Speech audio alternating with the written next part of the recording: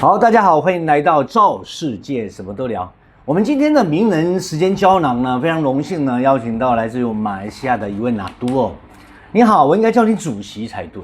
也是记了，也是啊哈。下午好。我们首先用1分钟时间介绍一下你自己，好不好？好的，好，跟大家介绍一下你自己。好的，哇，那么今天大家下午好。今天很高兴我们的廖主席教授来到马来西亚同济俱乐部。本地小弟是姓钟的哦，那么就钟耀富，那么我们的那个外号就说很多人叫我拉多斯利啦哦，是所以在这个同济里面也是有10多20年了，20年了。今年贵庚？今年60岁左右。哇，我看不出来，时间过得很快啊。OK， 好，拉多斯利，我想问你一下哦，我们可不可以来聊聊你小时候的事情？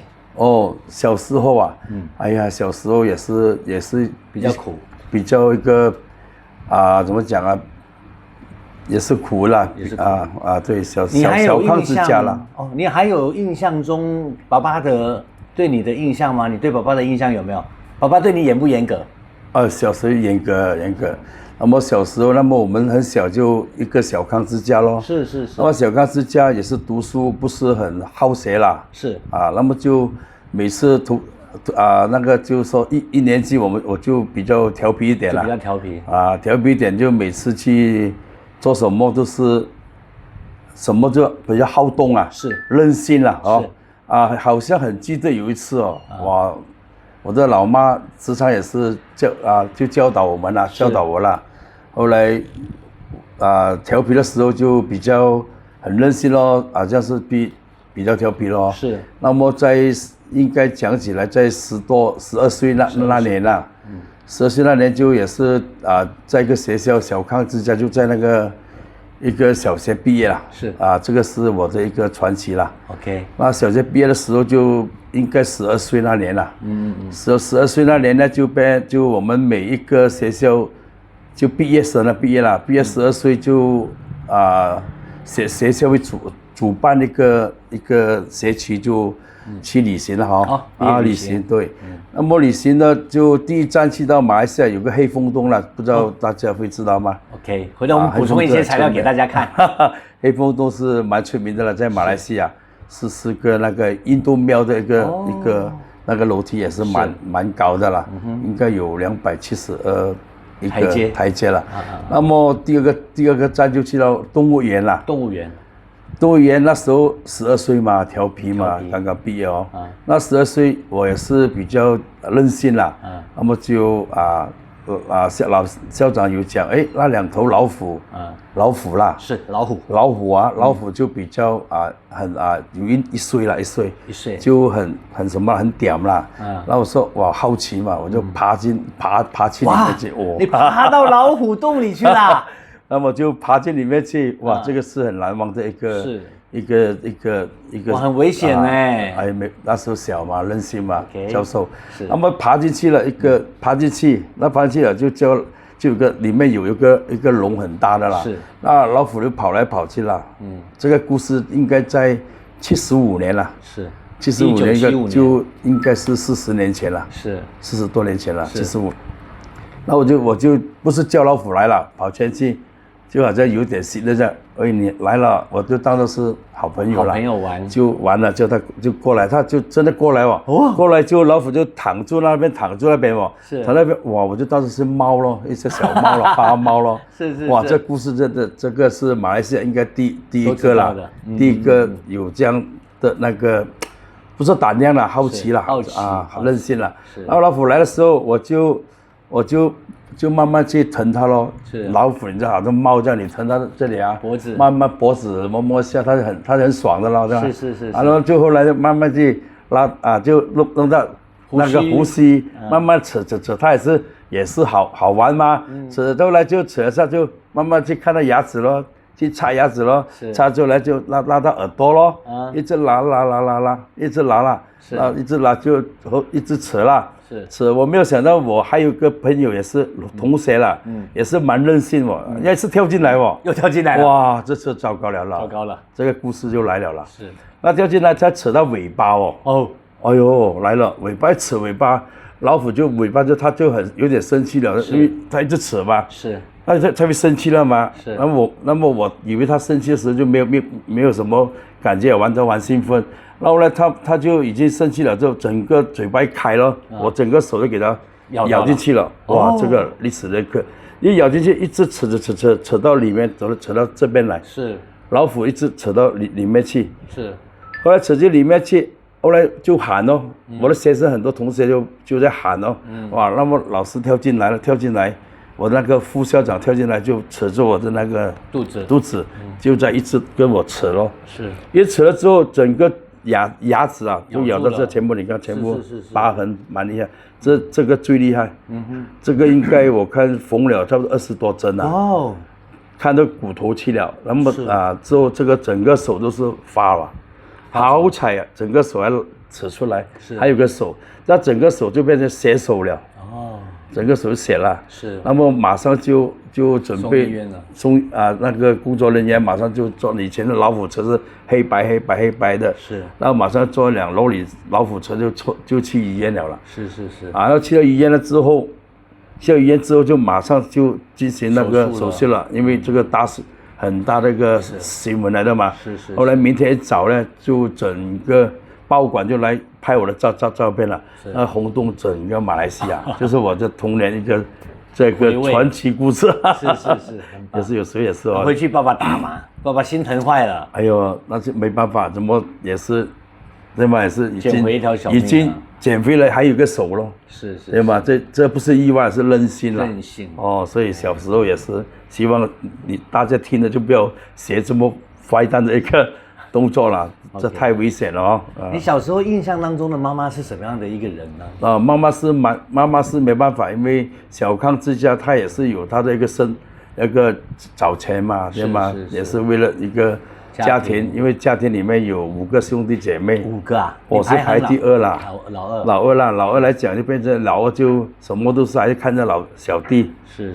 那么我因为一个我们说一个家乡就是乡村呐，是乡村来讲就是没有什么嗜好直受，玩打我力那些咯，是小孩子。所以妈妈还是比较和蔼可亲的。对。妈妈也不打你，也没有打啦，也只是好好的教你。对呀，也是在教导啦。这是一个小孩子的故事了。主席，我想问你哦，你怎么会走到童子军这个行业呢？哦，这样的，因为小时候嘛，我们每次都在想，为什么没有读书的人啦，我们也是想啦。对，童子军就是我以前小孩子在学校也是很想有个支付团队。是，支付团队就是说，那时候也是有参加过，但是买衣服也不便宜啦。那时候小孩子对吧？后来就也是有一个这样的愿望啦。愿望这个支付团队啊。是，所以就参与了这个。领域里面，对，您从事这行已经快20年了吧？应该讲起来有30-40年了。30-40年真正进入这个童子军，就是有20年这样咯。你可以跟我们大家讲讲吗？你加入到童子军这个行列里面来，对你的人生有没有变化？这样的一定有咯，因为这个童军这个支付因为我们每次都有讲嘛，是就是我们是有一个纪律的就是说一个纪律纪律就是说童军就怎么讲这个心态咯，全世界都是，如果童军的朋友他们就知道这是一个乐此一善就是我们说有善心这样，所以我们也是希望能够将这个马来西亚，我们也是祖国第3代马来西亚的一个华人是希望能够将这个好的教育来教导一些后辈啦，就是这样讲了，是后辈，所以进入这童军的支付里面呢，就很多有点变卦，就是说能够将这个好的定义记录来传播给我们的年轻一代咯。OK， 像现在您的童子军的这个行列在我们马来西亚大概有多少人？马来西亚童军来讲呢，sorry，就是18岁以下的童军应该有100多万哦。哇哦，对，100多万呐，100多万童军，因为马来西亚很多学校里面都有童军的，都有童子军。对，一个支付马来西亚大概3000万人口，大概这样哦，然后100多万都占了1/30嘞。对，有，好大哎，好大的一个队伍哎。因为对，OK， 好，我们从现在要带你进入到我们的名人时间胶囊，好不好？好的，教授你。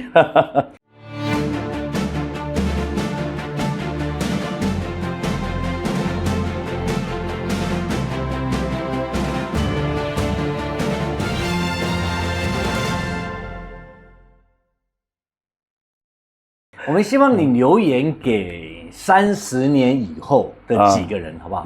我们首先给30年后的还在从事童军行业的人，说话。你现在在2023年，对不对？对对对。你要给2053年的人留一段话。现在录的这一段话，我们在30年以后会播放出来。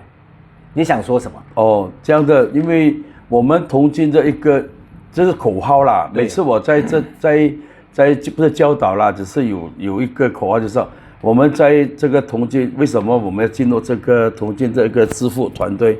因为这是怎么讲是日行一善呐，是日行一善，什么都是功德无量了哈。教育就是怎么讲，孩子要给他一个教育，教怎么想，以后他们也是个定力啦，是定义一个教育是好的嘛，是这是希望能够后一辈还有我们说。会不会有一个一个坚持的一个定义咯？是，所以你希望30年以后的童子军都还在，而且发扬更好。对对对，一日童军，一世童军。哇，太棒了一个口号了！这是童军的一个定义了哦。我们第2个胶囊，你有几个宝宝？几个孩子？哦，我有2个宝宝，两个孩子，一个女儿啦。2个孩子，一个女儿。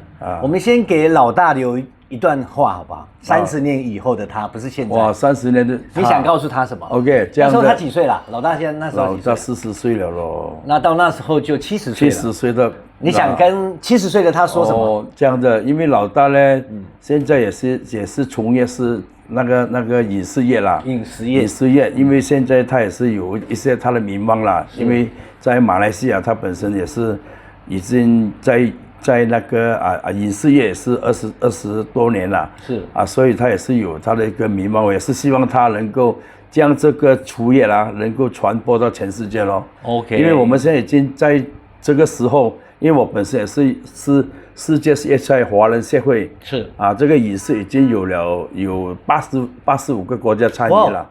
85个国家参与我们这世界菜，所以应该在这个年尾9月份。我们就有40个国家来参与这个沙拉瓦的一个大会，沙拉越也是希望我的孩子在30年后也是有个他的一个什么了愿望咯。是太棒了。老二呢？给老二留什么话？哦，老二现在也是从业做一个医院啦，医院也是做到有他的一个丁规啦，还有现在也是借一些我们的一些童军的支付支付来传播还有他也是。以后也是希望他能够接这个生意，来接你的这个给他也发扬光大了，这是支付团队啦，是，这个是我的那个。然后女儿呢？小女儿呢？老三呢？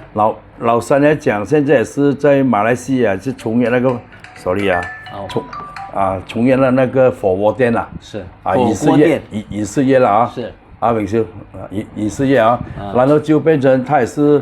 在马来西亚也是开了几间哦，是在槟城怡保有连锁店了，连锁店也是希望他能够。他今年几岁？30多岁了咯。那也是要60几岁咯。有什么想跟他讲的？38岁了，那就68岁了。68岁，你想给68岁的他说什么呢？也是希望他心想事成到能够将他事业能够做好他的事业的稳定咯，这个是家庭美好，一代传一代，是了，没办法。重点来了，阿杜，我们给自己的30年后的自己，那时候都快90来岁了。30年后哇，教授，我30年后会等到这么久吗？不一定哦。30年后，所以你要认真想一下， 30年后、啊，你想告诉30年后的自己30年后，我们马来西亚有个元老，我们的马哈蒂也是98岁，你也可以啊，现在也是做了几代的首相哦。是啊，所以你就30年后啊，我你想跟自己讲说，应该想不到这么久了。如果问一下，跟30年后的自己打个招呼。那么30年后，我也是希望能够身体健康咯，对吧？身体健康，还有我的元老了，我的太太能够有一个怎么了？一个怎么伴我的那个爱啦希望能够有30年后的一个会的我们相信会的，所以你要认真讲，对，不是希望是一定会的好，最后呢，老杜，我们希望你呢给现在的大部分的年轻人，因为现在的社会现象你也看得到，对，有好孩子，有不好的孩子，对，你想给他们有什么警示吗？给他们鼓励啊，有什么话要告诉他们的吗？这样的，因为如果现在的小孩子呢，我们现在也是有几个，我本身有几个那个社会在跑着。刚才讲到教授就要讲到童军咯，是童军是希望能够他们，因为现在小孩子现在也是不同的那个环境，也是有科技蛮先进啦。你看小孩子全部都是，你看全部都手不离机的，是我们是怎么去讲话他们有他们的世界，对，有时候他们在自己跟自己讲话，我们有时候那时候在2-3年前，我们说哇，你是不是有神经病啊？自己讲话的，为什么呢？现在没办法，因为如果你不给他，不是给他，没办法，这是一个科技世纪了。是他们已经跑到这个科技，现在全部跑科技。我也是希望他们能够有一个自己有一个好的的一个什么一个基础啊，是一个目标啊，一个技能啊，这是教授也是道德心啊，这是我们的希望咯，对吗？是，因为我们做这个平台，也是希望能够将我们的这个小小的一个国家33千万人口能够带到去全世界。是，所以我现在是我们马来西亚童军教部童军都已经200个国家了，是世界才80多个国家，可能30年后100多个国家有华人的地方就是有我们这个粤菜了。是啊，就是我希望能够孩子能够有一个学习到，对吗？对。你像您现在这么多年下来，带着童军队伍参加很多活动，给他们做了很多的教育，你也亲自带了这么多孩子学习，有没有特别让你印象深刻的孩子？有，因为这样的特别印象深刻就是为什么我创立这个童军那个桥梁呢？是因为很多次我去到国外啦，就是其中一个就是我们那个我们祖国啦，中国啦，是中国来讲呢，就是很多小孩子要来马来西亚，因为在30年前来讲，马来西亚这世界童军已经在30多年前，邓小平已经排除了，不参与这个童军的一个什么了组织，所以变成就很多孩子呢就想过来，过不到来。那么应该讲2014年呢，马来西亚就是整个我们说童军的总部就在瑞典了嘛，瑞典它就选到很多国家之后，就选到在马来西亚2014年，然后就变成在马来西亚开了个点，就一个分析机构在马来西亚。后来就很多国家的小孩子就想过来，就过不到来。然后我过不到，我在想，哇，你们过来。后来第一批的时候，我最深挖就是说，他们第一批就是我带过来，就是广西的小孩子是，就小孩子应该有100多个，我就用我们的名义就是说我们童军俱乐部马来西亚童军俱乐部就一个桥梁来说，我们其实要有一组小朋友来拜访你总部，那我的心我就全面去到总部去，就是世界总会跟他讲，这个是我们要有一组孩子要过来拜访你这个总部，哇，那孩子一来的时候很高兴的，哇，说很感动，这是他们这几十年来都没有试过有这样，不是梦想不到就会来到这个童军总部就是难忘的一个经历了是。好，今天我们非常感谢杜主席来到我们的节目当中。最后呢，跟大家 say 个 goodbye 吧。我们希望下次还有机会邀请你来我的节目。好的，那么今天我是感谢我们的我们的教授来到马来西亚统计俱乐部，也感谢大家今天听我分享一些小小的那个经历，谢谢各位啊。好，谢谢主席，拜拜，拜拜。